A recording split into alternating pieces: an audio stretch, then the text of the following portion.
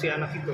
Sebenarnya syaratnya itu kan dia masih ada orang tua dan tercatat di dalam KK, dia sah sebagai anak kandung dari ibu NM. Jadi saya rasa susah untuk mengadopsi dan harus melalui putusan pengadilan. Dari putusan pengadilan itu baru bisa diterima apakah syarat itu benar, anak itu bisa diadopsi. Jadi bukan semata-mata dia hanya datang dan minta diadopsi seperti itu, tidak. Jadi masih banyak persyaratan yang harus dilakukan. Kedua itu yang saya pertanyakan, ketika dari rumah aman itu dia keluar, itu harus izin orang tuanya.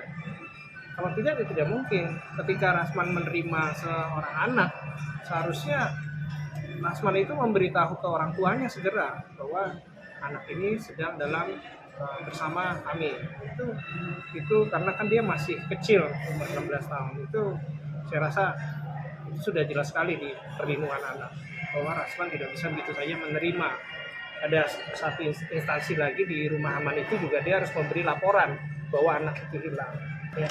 Bagi saya jelas, kalau rumah aman itu rehabilitasi itu harus ada izin keluarga. Nomor satu itu harus ada izin keluarga. Apalagi ini anak-anak, dia keluar pun dia harus minta izin.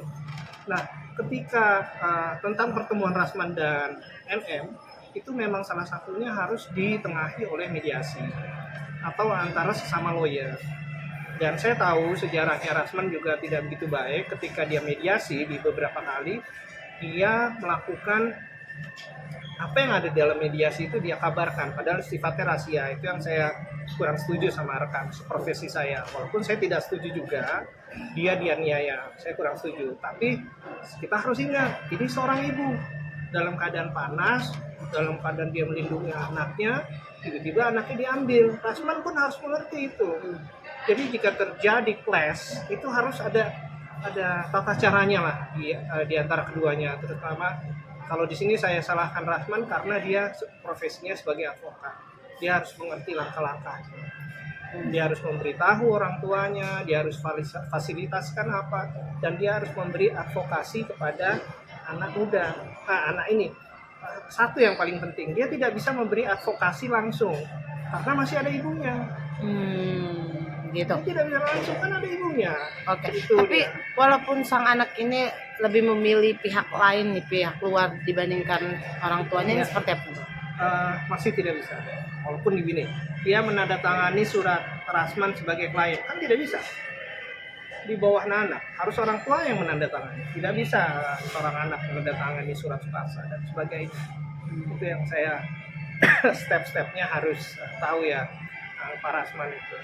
Saya lihat ya karena tidak begitu ketat kan, bukan perlindungan safe house untuk saksi teroris atau yang seorang diancam diancam pembunuhan atau apa. Memang safe house-nya ini agak lenggang di sini. Memang saya tidak menyalahkan dia, cuman saya tidak tahu kenapa bisa lolos. Itu mungkin juga nanti buat pembelajaran buat safe house-nya. Tapi ini bukan yang safe house untuk melindungi dari serangan teroris dan lain-lain. Kalau setahu kami memang penderita HIV dan segalanya itu memang dipisahkan. Memang sudah sejak lama itu di rehab atau di mana itu tidak boleh disamakan lagi karena takutnya tertular.